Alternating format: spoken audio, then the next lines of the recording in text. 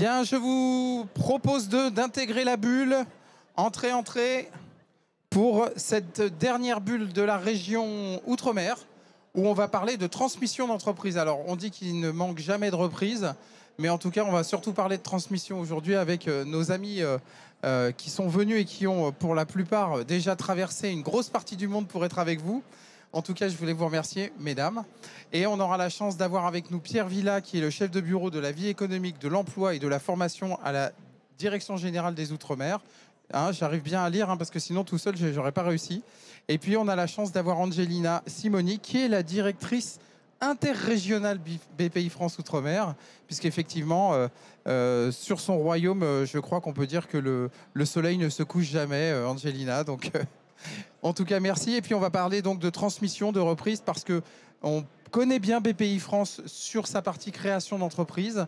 On vous connaît bien sur l'accompagnement des entrepreneurs, mais l'entreprise est un être vivant. À la fois, il naît, mais il ne faut surtout pas qu'il meure, ou en tout cas, il faut qu'il soit transmis dans les meilleures conditions. Et c'est aussi là le rôle que vous avez, cet accompagnement global des acteurs. Donc, on va parler reprise, on va parler transmission aujourd'hui.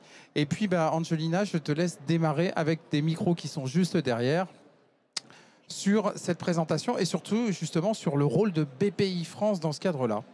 La salle est à toi.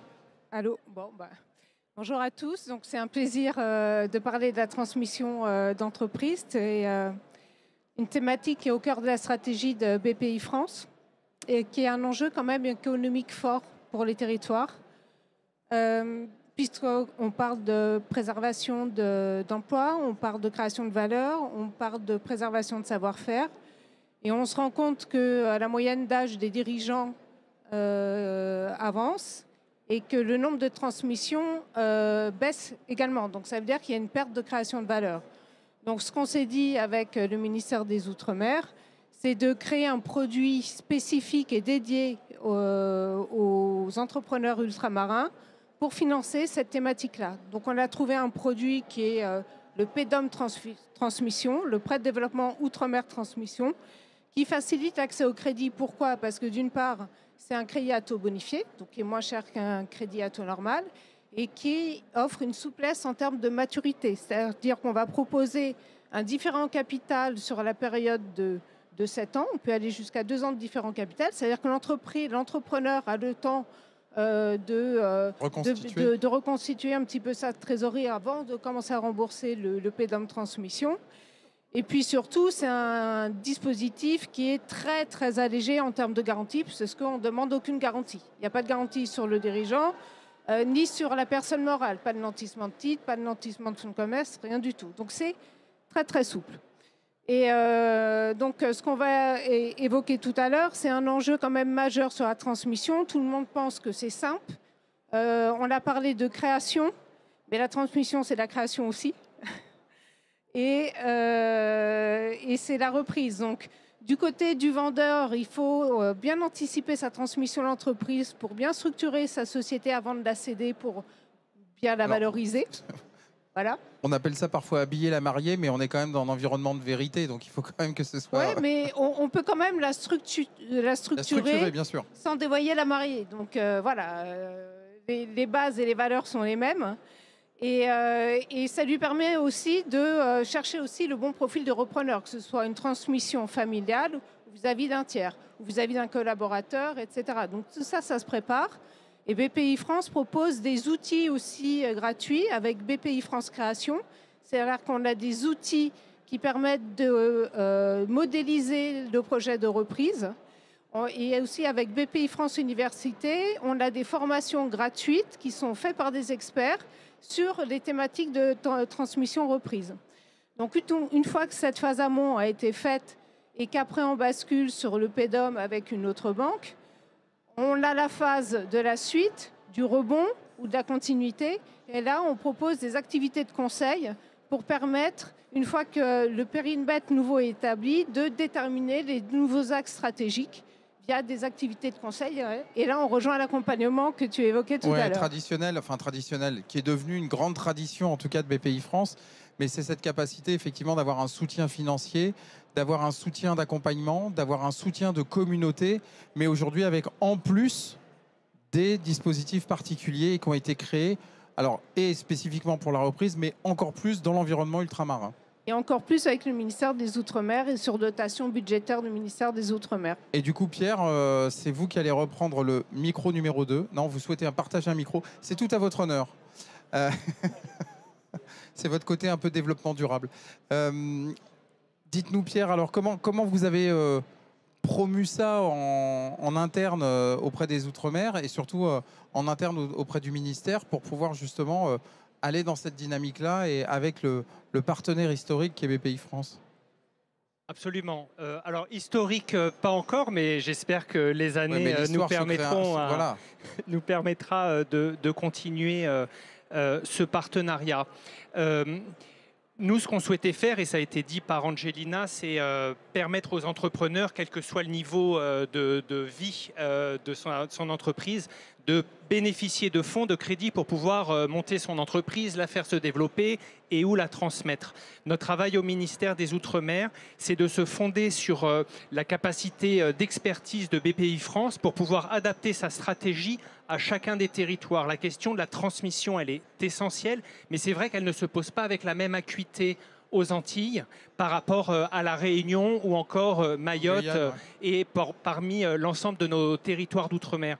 Donc nous, notre travail sur la transmission, c'est le prêt de développement outre-mer qui a été présenté par Angelina. Ça va faire quasiment 10 ans que le ministère des Outre-mer, par des crédits budgétaires, apporte ce soutien pour permettre à BPI d'accompagner les entreprises. Et on aura tout à l'heure l'occasion d'entendre deux magnifiques histoires qui, elles aussi, j'espère, vont s'inscrire dans l'histoire et dans la continuité. Simplement deux mots plutôt. Le premier, c'est que le partenariat entre le ministère des Outre-mer et la BPI France, ça a bientôt 10 ans et c'est 70 millions d'euros en cumulé qui ont été mis à disposition de BPI France pour accompagner les entrepreneurs, et y compris sur le volet transmission. L'autre message que je souhaitais faire passer, c'est qu'au-delà du partenariat avec BPI France, on passe aussi par ce qu'on appelle dans notre jargon les IMF, les instituts de microfinance, qui permettent aussi d'apporter un produit qui est adapté à l'entrepreneur, à l'entreprise et à ce qu'il souhaite en faire. Et notamment vis-à-vis de ces institutions de microcrédit, je pense notamment à Initiative ou à l'ADI, ils vont venir en complémentarité de financement de crédit que pourra soutenir BPI France. C'est du prêt à taux zéro ? Absolument, absolument. Et il y a cette complémentarité qui est faite pour être adapté aux besoins des entreprises et surtout adapté aux besoins spécifiques de chacun des territoires. On est le ministère des Outre-mer, mais on a bien à l'esprit les spécificités de chacun de nos 12 territoires qui sont habités dans les Outre-mer et qui méritent chacun qu'on y prête une attention particulière, encore une fois via l'expertise des équipes d'Angelina déployées dans les territoires. Écoutez, merci beaucoup. En tout cas, ça donne encore plus envie d'investir et d'aller potentiellement faire une reprise. Et juste une question avant qu'on passe à vos deux témoignages. Est-ce que vous avez beaucoup de gens historiques de la métropole qui reprennent en environnement ultramarin, ou est-ce que c'est plutôt de l'ultramarin qui reprend de l'ultramarin? Alors c'est plutôt intra-ultramarin. Ok. Alors on a la chance d'avoir deux super entrepreneuses qui sont là avec nous. Je crois qu'ils défendent toutes les deux l'île de la Réunion, c'est bien ça? Bien ça. Alors avec Daniel Lipacuen et puis Angelina Poulain. Alors c'est la première fois que je suis avec deux Angelina sur la même table ronde, donc ça me fait quelque chose. Daniel, vous nous parlez de votre entreprise? Bien entendu. Alors, donc moi, je suis cofondatrice d'une société de conseil d'expertise comptable à l'île de la Réunion qui va bientôt fêter ses 1 an, le 1er octobre prochain. Donc avec mon associé, lorsqu'on a créé Fusec, on s'était posé une question toute simple mais fondamentale. Et si on faisait l'expertise comptable autrement?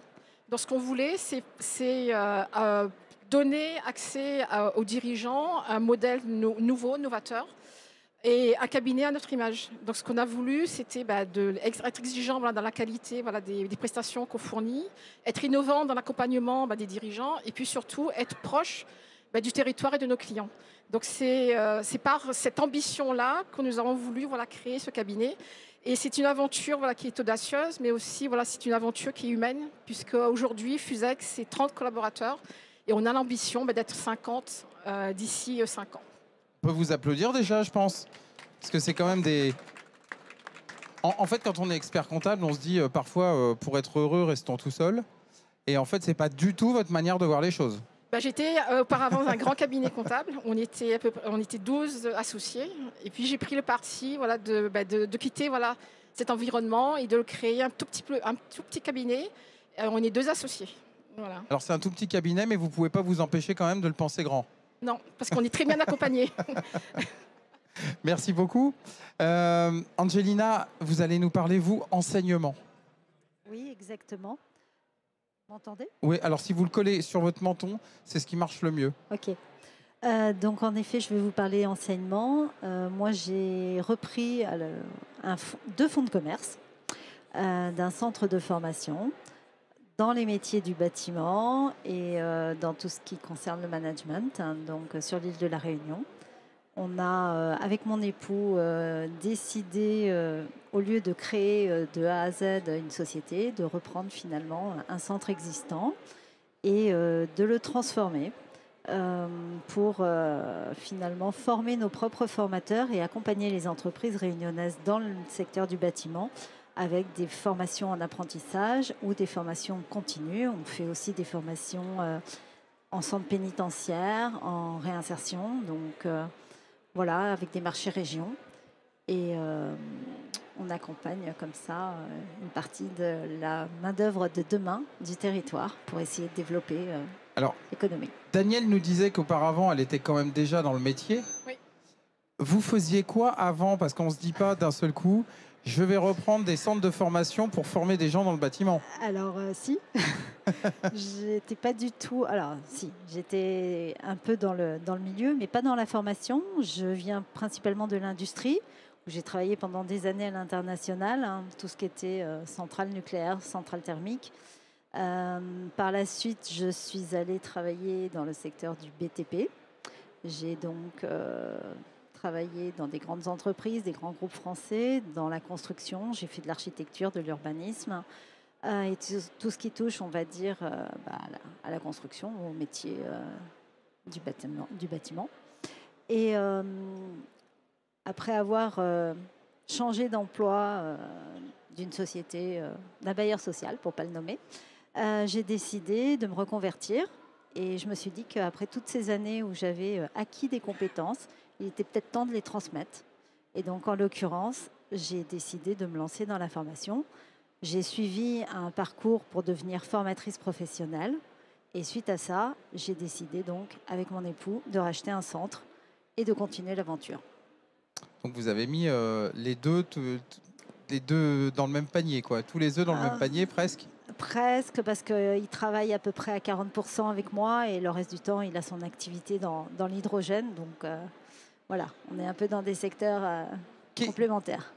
Qu'est-ce qui vous a le plus surpris quand vous avez repris une entreprise? C'est-à-dire que vous connaissiez le monde de l'entreprise, mais d'un seul coup, vous êtes passé de l'autre côté. Je reprends un centre. Alors sur le papier, vous avez fait le tableau Excel, tout fonctionne bien dans le BP. Et puis à un moment, dans la vraie vie, ça ne se passe pas comme ça. Non, ça ne se passe pas du tout comme ça dans la vraie vie. Vous vous rendez compte que finalement, alors on a d'abord monté le financement et grâce à BPI, moi j'ai bénéficié d'un prêt d'honneur, donc avec Initiative et BPI. Et ensuite, j'ai aussi bénéficié du prêt DOM, donc ça nous a énormément aidé. Après, bien évidemment, quand on reprend une entreprise, il faut pouvoir avoir un audit et une estimation qui soit réelle et qui soit certaine, parce que nous, on a rencontré quelques soucis. Il faut un bon expert comptable. Nous, on en connaît une. Il faut un très bon expert comptable, tout à fait, qui soit capable, déjà. qui soit capable vraiment d'estimer la reprise de fonds de commerce, ce qui n'est pas simple, difficile. Et puis, ce qu'on peut vous vendre sur le papier n'est pas forcément ce que vous allez découvrir par la suite, parce que même s'il y a des marchés, même s'il y a des contrats, même s'il y a des apprentis, il y a énormément d'embûches. Il faut refaire des certifications, il faut refaire des demandes d'agrément, énormément de formalités administratives, reprendre des contrats avec des entreprises, avec des apprentis qui ne voudront peut-être pas de vous d'ailleurs. Donc il y a énormément de tâches administratives qui sont autres que celles de la formation. Et ensuite, il faut être capable d'auditer les formations aussi. pour voir si elles sont réellement conformes et réellement de qualité pour pouvoir emmener tous les apprentis à la réussite professionnelle. Juste une dernière question. Qu'est-ce qui vous a servi de votre ancienne vie dans votre nouvelle vie, notamment sur peut-être la partie galère? Les connaissances de contrat, le fait d'avoir négocié énormément de contrats, ça m'a énormément servi. Monter un dossier pour demander des autorisations. Un petit dossier administratif là? Oh, oui, un dossier administratif, classer un bâtiment ERP avec une accessibilité PMR par exemple, faire des demandes de plateformes de prise en charge, enfin tout ce qui est formalité administrative, le fait d'avoir travaillé dans des grands groupes ou en agence d'architecture et d'urbanisme, tout ça, ça m'a énormément aidé. Et puis après, j'ai eu quand même des partenaires, même chez BPI, qui ont été là pour nous soutenir, nous conseiller et nous apporter toute l'aide dont on avait besoin. Donc voilà, je les remercie. Merci beaucoup. N'hésitez pas si vous voulez intervenir les uns les autres, hein, vous pouvez. Daniel, est-ce que ça a été la même chose? C'est-à-dire, est-ce que quand on se dit c'est bon, je quitte un cabinet où on est 12 associés et j'arrive dans un cabinet où on est 2 associés, c'est quoi la marche la plus haute? La marche la plus haute, c'est de se dire voilà, qu'il faut tout refaire, tout rebâtir et assurer d'autres missions qu'on ne fait pas quand on est 12 associés. Donc là, c'est faire les ressources humaines, faire le management, faire la logistique. Donc c'est des fonctions autres que l'expertise comptable. Et ce que je trouve essentiel, moi, c'est que pour pouvoir justement donner vie à cette ambition, c'est qu'on a pu avoir l'appui de BPI France, notamment auprès avec le prêt Prédom, puisqu'on a pu financer la reprise d'une partie de la clientèle dans le cabinet dans lequel j'étais. Et ça, c'est très important puisque ça a permis justement de démarrer l'activité sur des bases solides, avec justement le différé de 2 ans qui permet de continuer l'activité sans se poser la question comment on va faire pour, en démarrant tout de suite comme amorcer ça, pour pompe, amorcer la pompe. Voilà. Et ce que je trouve essentiel également, c'est l'accompagnement stratégique que nous menons avec BPI en ce moment. Et c'est notamment avec l'accompagnement d'une consultante en stratégie avec qui nous travaillons pour mener une feuille de route et une vision dans 2-5 ans. Donc c'est définir des priorités en termes de gouvernance, en termes de ressources humaines. C'est voir avec elle nos faiblesses puis nos forces. Et donc du coup, BPI, c'est pas seulement un soutien financier, c'est aussi un accompagnement. C'est aussi, ça nous a offert une base de réflexion, une écoute attentive et c'est surtout un accompagnement humain. Et ça, c'est essentiel. Quand on reprend une activité, quand on reprend une entreprise, c'est d'avoir le soutien de ses partenaires. Et pour ça, je remercie BPI France de nous accompagner dans cette voie.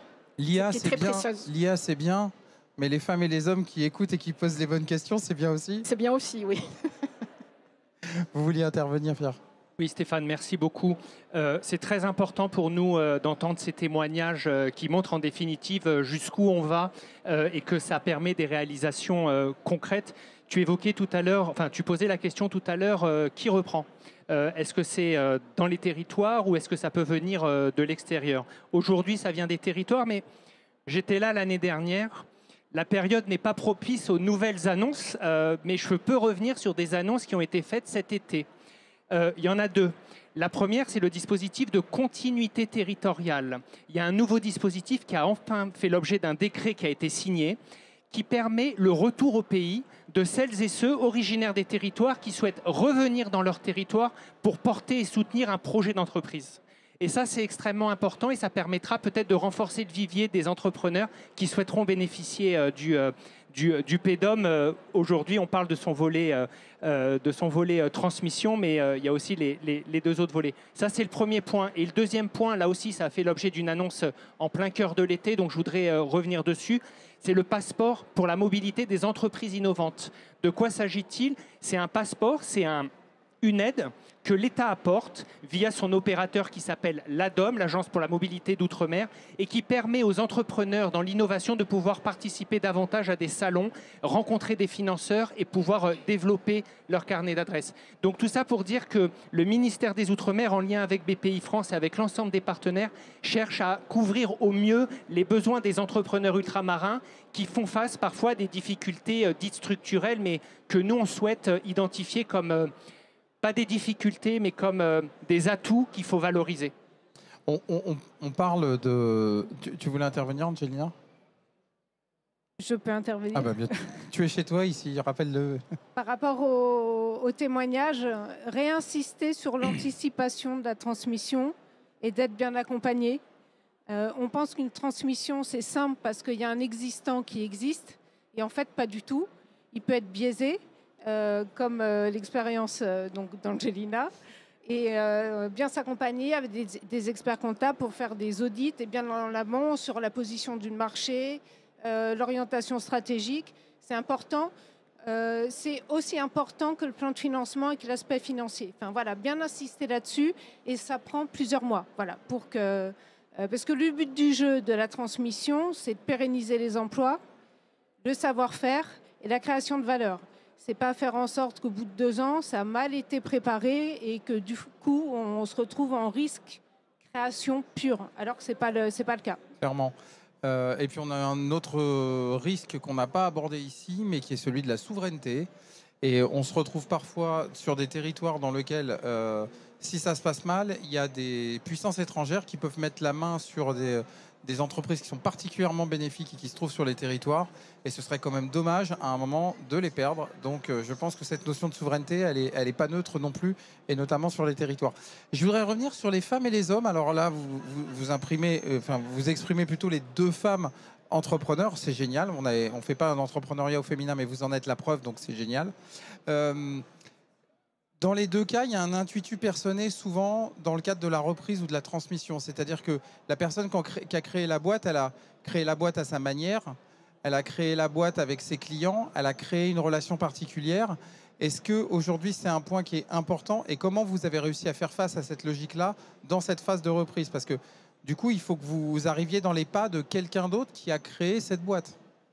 Et justement, alors je sais qu'il y a vous allez nous raconter un peu les ouvertures de placards et les 2-3 cadavres. Mais Daniel, comment vous pouvez raconter justement cette relation si particulière de l'expert comptable avec l'entrepreneur?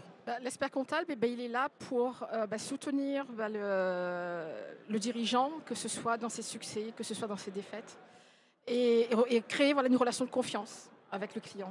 Donc moi, dans le cas de la reprise de ce portefeuille de clients, j'ai été les voir. Je leur ai posé la question, voulez-vous me suivre? Avez-vous confiance en moi? Donc c'est la majorité des personnes à qui j'ai demandé, ils m'ont fait confiance, ils m'ont suivi dans cette aventure. Donc c'est pas simple de faire confiance quand on redémarre comme ça. Et c'est aussi grâce aux collaborateurs qui sont derrière, sur lesquels on s'appuie pour justement faire en sorte que le client soit en confiance et continue à l'être, que ce soit dans un cabinet A ou dans un cabinet B. Du moment que l'activité se poursuit, que les conseils suivent et que lui ne subit pas le changement.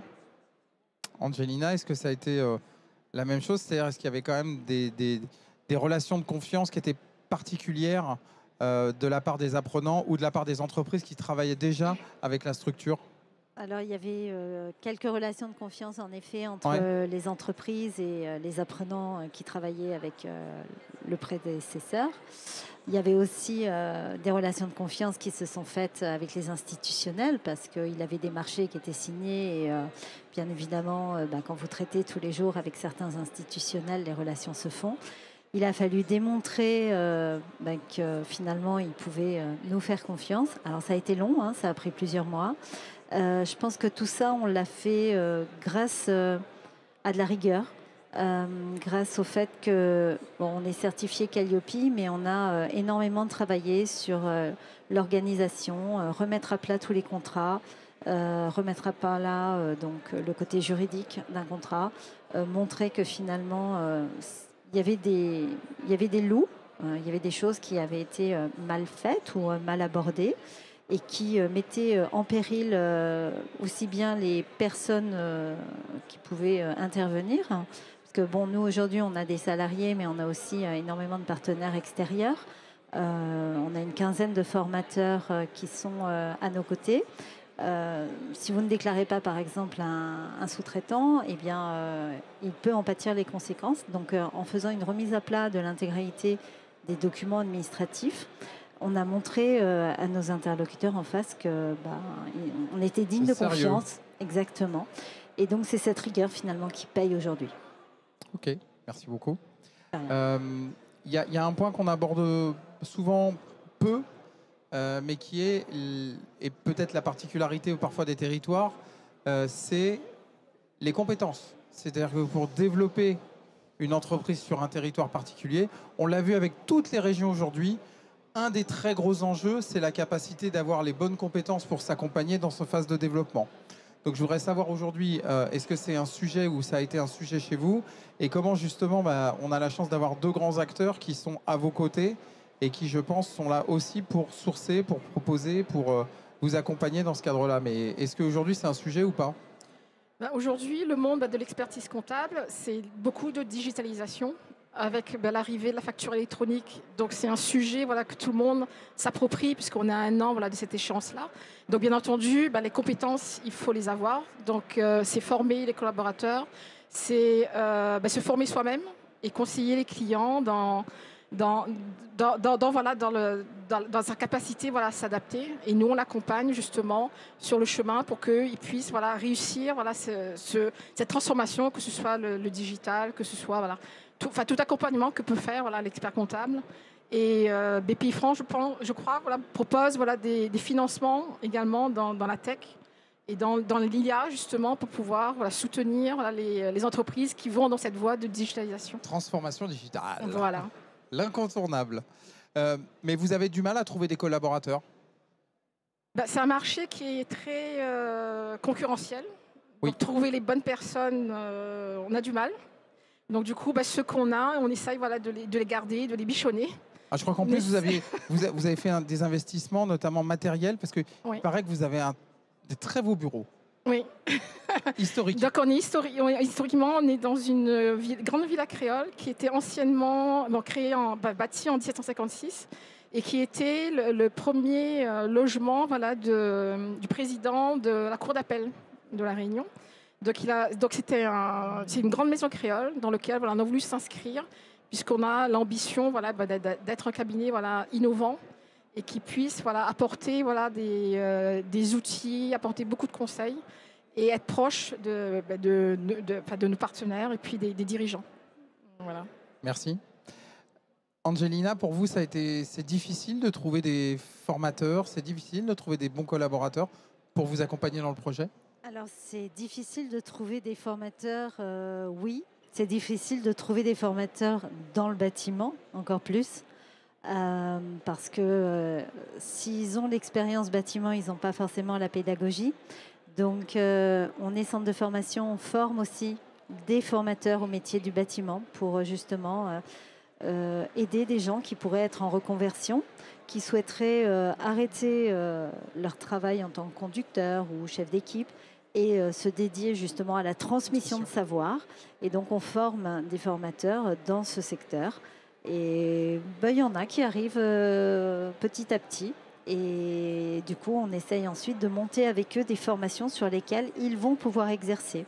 Ce qui fait que du coup, main dans la main avec les entreprises, on peut arriver à adapter l'offre finalement à la demande des entrepreneurs en termes de main-d'œuvre.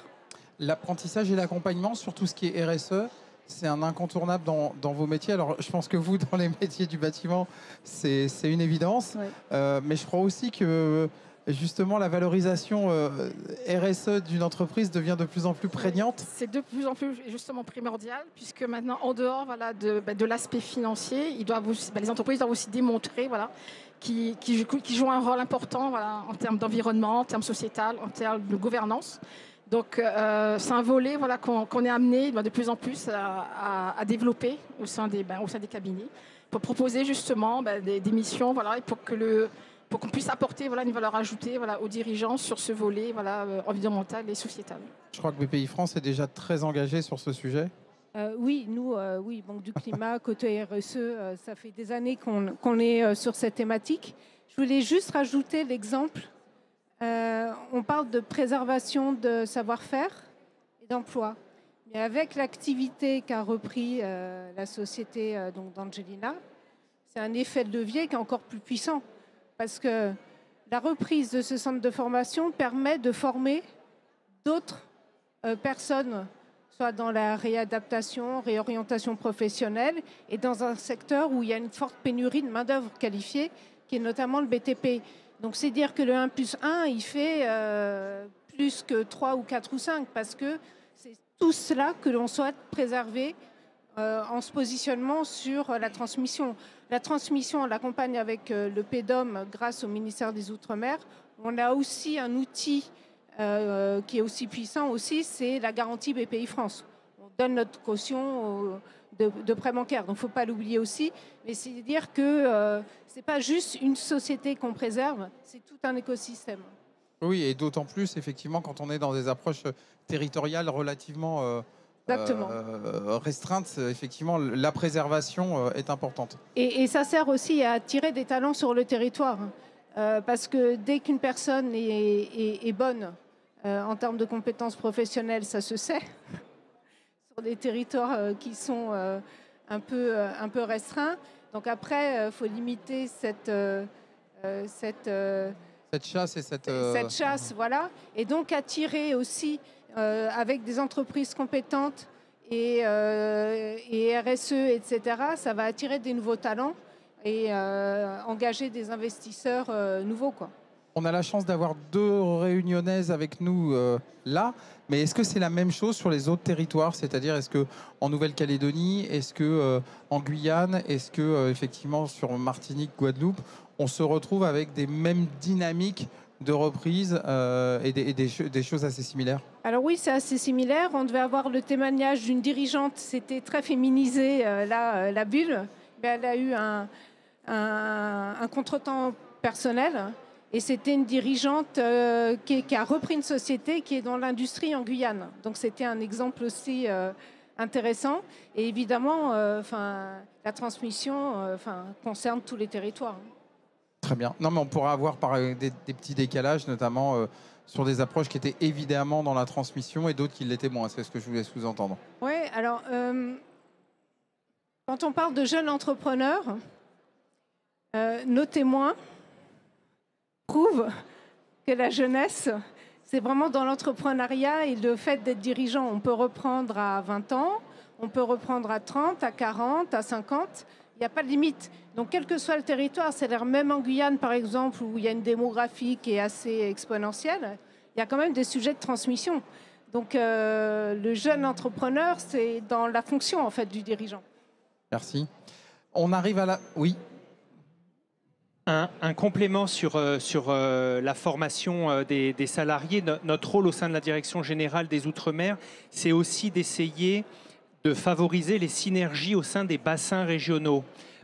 Très concrètement, s'il y a des plateaux techniques disponibles à La Réunion qui pourraient être, mais là je veux dire, nous on est dans le soft power au sein de la Direction générale des Outre-mer, c'est pas nous qui avons la compétence. Si ces plateaux techniques pouvaient être ouverts et accueillants à l'ensemble de nos compatriotes du bassin, donc très concrètement aux Mahorais, et inversement, si par exemple à Mayotte pouvait se constituer une école de la gastronomie avec une haute valeur ajoutée, que les Réunionnais puissent en bénéficier, ces synergies au sein d'un bassin peuvent être aussi un des moyens de répondre à cette difficulté de formation en ce que tu disais tout à l'heure, avec des niveaux, une valeur ajoutée très importante. Voilà.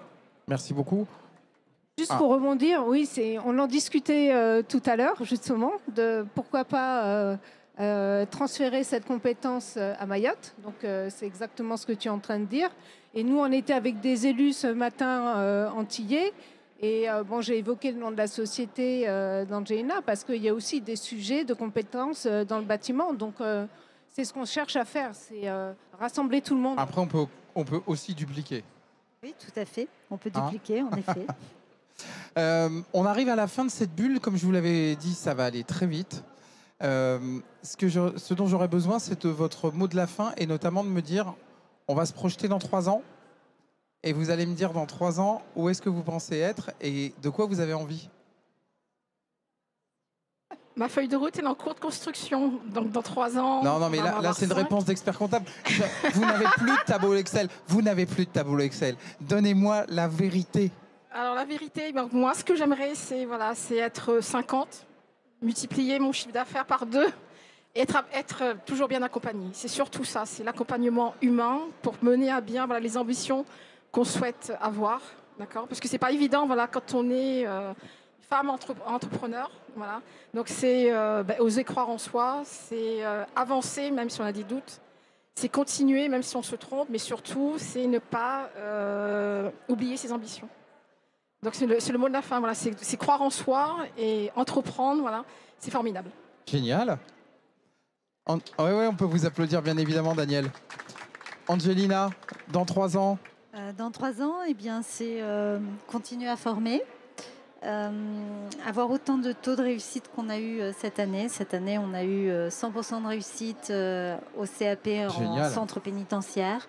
Je pense qu'on a eu les meilleurs résultats de Lille avec 100% de mention. Donc, en même temps, vous aviez peut-être un taux d'absentéisme assez faible. Désolé. Alors, il n'y a pas d'absentéisme en effet, mais il faut savoir que le milieu carcéral est un milieu très particulier en enseignement. Donc, en plus, il passe le CAP en 8 mois, alors que les autres le passent en 14. Donc sincèrement, voilà, ça va beaucoup plus vite. Mais par contre, c'est vrai, on a des gens qui sont très investis, qui ont des projets, qu'on accompagne sur les projets de reconversion et de réinsertion à la sortie, parce qu'ils ont des projets d'installation, de création d'entreprise. Donc on essaye de les accompagner. Et on a intégré d'ailleurs un volet comme ça dans toutes nos formations. Développer, là on ouvre cette année un premier titre qui n'existait pas sur l'île. On veut aller jusqu'au niveau master pour ce titre, qui est celui de chargé d'affaires en bâtiment. On veut projeter le montage. Alors on est en train de se structurer pour être centre agréé sur Autodesk, qui sont des logiciels importants.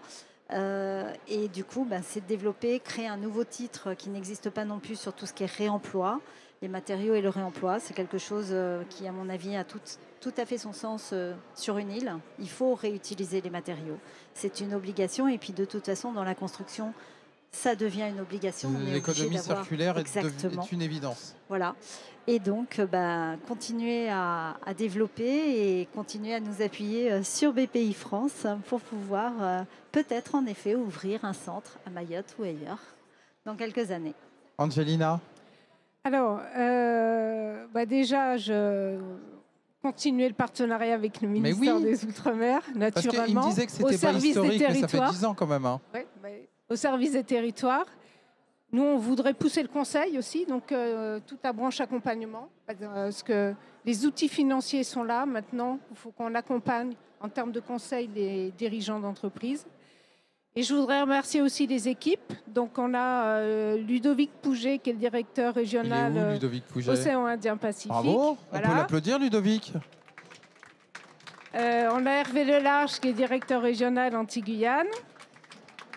On a Frédéric Langlade, qui est le délégué territorial Pacifique. Il est où le... On a Sylvain de Chadirac, qui est en appui du pôle études, qui est basé à Paris. Voilà. Et on a Lise Pellerin, qui est notre spécialiste innovation. Donc voilà, Angelina toute seule n'existe pas. Donc il y a toute équipe. La force d'une équipe. Voilà. Merci beaucoup. Le mot de la fin pour toi, Pierre. Le mot de la fin, je fais lien avec un échange que j'ai eu il y a quelques heures avec les professionnels du tourisme sur un autre salon. Je ne veux pas faire d'ombre au BIC, qui est un événement mondial. Les acteurs du tourisme qui sont aussi accompagnés par la BPI France. Moi, c'est rendre hommage à la résilience des personnes, de nos compatriotes qui vivent dans les territoires d'outre-mer et la résilience des entrepreneurs. Et je crois que c'est une force, vraiment. Il faut qu'on soit capable de se dire qu'on a les moyens finalement d'affronter tous les obstacles quand on voit la résilience avec laquelle les territoires, malgré les crises climatiques, parfois les bouleversements sociaux, on voit à quel point les territoires et ses habitants arrivent à se relever rapidement. Et je pense que dans 3 ans, on l'aura encore. Et pourquoi on l'a encore? Parce qu'effectivement, on arrive, nous aussi, au niveau de l'État, avec nos partenaires, à créer des événements dans la durée. Et effectivement, ça fait 10 ans avec BPI-France bientôt, et j'ai aucun doute pour qu'on fête notre 10e anniversaire. Bah écoutez, Merci. on peut vous applaudir en tout cas tous les 4. Merci beaucoup pour ce voyage ultramarin et surtout cette envie de reprise que vous nous avez donnée. Donc merci beaucoup. C'était la fin de la bulle des régions. Je vous remercie à toutes et à tous pour votre participation et je vous souhaite une bonne fin de Big. À bientôt. Au revoir.